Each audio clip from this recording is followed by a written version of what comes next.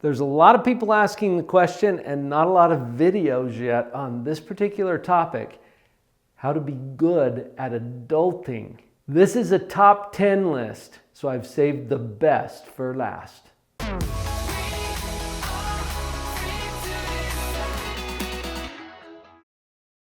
You want to be good at adulting. It's not an easy thing to do, but it's not as complicated as you might think. So on our top 10 list today, number 10 on how to be good at adulting is don't be a jerk. Drop the attitude, practice respect. This is what adults do. I have a colleague named Mark Gungor. You may have encountered him here on YouTube with a video called A Tale of Two Brains.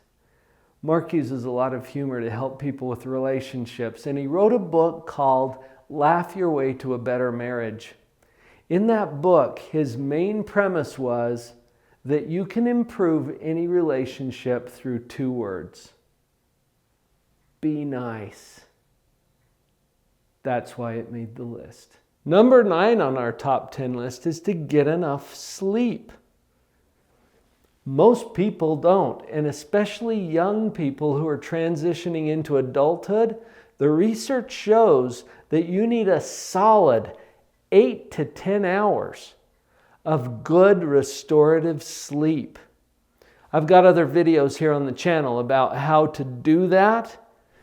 Notice that it's important for you, for your brain development, for your moral development, for your relationships, to get enough sleep. Another little point about that is to wake up early. That means you're going to need a consistent bedtime in order to wake up early. There's a lot of research that shows why that's a good idea. Just make note that number 9 on our list is to get enough sleep. Number 8 on our countdown is to get past trying to please your parents. This is something that comes from adolescence and childhood, where we always want to please our parents. Your parents are awesome people, and it's okay if you please them. But this is your life. Take hold of it and start living it like it is. The funny thing about this particular tip is that when you take charge of your life and really start living your life as if it is your own life, it probably will please your parents. And I had someone in my office not too long ago where, as he acknowledged this, he said, "Oh yeah, that would probably please my parents. But you know what? I'm going to do it anyway." I love that response. This is your life. Take it by the handles. Coming in at number 7 on our countdown is to exercise and eat right. I'm not a nutritionist, I'm not a physiologist, but I do know that for you to be really good at adulting, you've got one body and you got to take care of it because it needs to last you for a lifetime. The sooner you learn to take good care of the equipment, the better off you're going to be long term and immediately. Exercise and eat right. Number 6 on our countdown for how to be good at adulting is to work full time. Ooh, how did you feel when I said that one? Honestly, I get some pushback on this one because I think in today's culture there's a feeling that, I want to work less and get paid more. Well, there's some problems with that thinking, but here's what I'm talking about with working full time. I've interviewed probably a dozen people just in the last week about what it means to work full time. Almost universally they answer, that means 40 hours a week. What does work mean? Work is some productive activity that creates value for other people. We're not going to call it work if it creates value only for you. I'll come back to that in one of the other points that we make. Work full time then means that you are engaged in productive activity for at least 40 hours a week. Now there's a lot more time in a week than 40 hours. In fact, you can hit 40 hours in the first 2 days of a week. What does the work part mean? I got to tell you about a young man who came to see me. He was in his early 20s, and he had just come out of 1 year in lockdown. He was incarcerated. He was in jail for an entire year. One of the conditions of his probation was that he had to work full time. As he explained to me the difficulties with working full time, he took into account that he just got out of jail. Nobody wants to hire him. Everybody else is getting the jobs because he's an ex-convict. I listened to this for a while and then I said, well, are you working full time? He looks at me like, Doc, are you even listening to me? Nobody will hire me. I said, that's not what I asked. Are you working full time?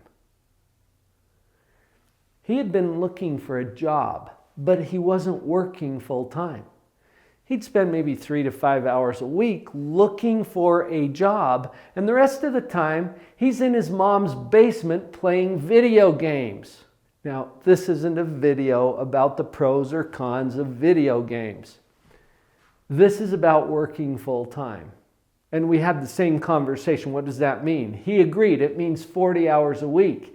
Let's get you to work full time and see what happens. Well, what am I going to do? Well, you know that widow that lives next door to you in your neighborhood and how her lawn's getting overgrown? Do you see where we're going with this? Yeah, he did too. I could go mow that lawn. Awesome, but I don't think she could pay. That's not what we're talking about. You need to work full time. What about that garage door at your house that needs some repair? That's an opportunity for work. There's opportunities for work everywhere. If you can't figure out a way to work full time, take a little walk and notice how many cigarette butts are laying around on the street where you live. I counted over 400 taking a 1 mile walk around my neighborhood. And I picked them all up. That's legitimate work. 40 hours a week. You got it? Work full time. Number 5 on our countdown list, you've probably already heard from your parents, your religious leaders, other people. Watch out for the traps, for the landmines, for the lures that can snag you and catch you. I'm talking about things like pornography. I'm talking about things like substances, alcohol, drugs, vaping, smoking. Watch out for them. I'm not your moral leader. I'm telling you how to be better at adulting. And adults have to wrap their head around staying away from the landmines, from all the traps that are out there. Some of them are more subtle, and you got to watch out for things like social media and screen time. How much time are you spending on this little screen? Now, I'm glad you're watching the video, don't get me wrong. Check into your app and see what kind of screen time you're consuming on a daily basis. It might surprise you. There's a lot of landmines that you get to watch out for. And now we're to number 4 on our top 10 countdown. Clean up. This applies to a lot of areas of your life. Wash your face. Brush your teeth. Get a good shave. Clean up. Wash your hair. Also your room, your surroundings, your environment. Take a look around you and see what needs some cleaning. To be good at adulting, you need to clean up. Moving to number 3 on our list, this is one of my favorites. Produce more than you consume. This is simple math, my friend. When you produce more than you consume, you create a residual amount of value. This is important to economics. Take a look at wherever you're living right now. Are you producing more value than you're consuming? And you have to consume. All of us do. We're humans. It's how we roll. Make sure that your production exceeds your consumption. This also means that you always spend less than you make. And now we're up to the top two. Number 2 on our countdown is to practice gratitude. Look around you and see the abundance that's in your life and acknowledge the source. This didn't all come from you, did it? When you acknowledge and express appreciation for the abundance that's in your life, there's a little trick that happens as increased abundance becomes available to you. Practice gratitude. And finally, number 1, be positive. That is the best thing that I can tell you about being better at adulting. Be positive. The world is kind of tough, and you're going to encounter some difficulties. It's not if, it's when. When that happens, make sure that you have a good understanding of how to operate the equipment of your own mind so that you can stay positive. Adulting is hard. Not as hard as it has to be if you'll follow these tips and guidelines. I mentioned positivity. This little guide is going to help you a lot with that. You can connect to Portable Positivity right down there below in the comments. Click on the link and I'll assist you with staying positive as you take on these challenges. So glad that you're here.